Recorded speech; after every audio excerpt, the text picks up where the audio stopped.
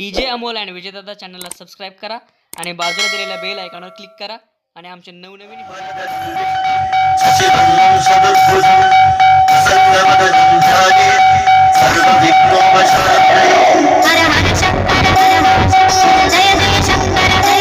Yes,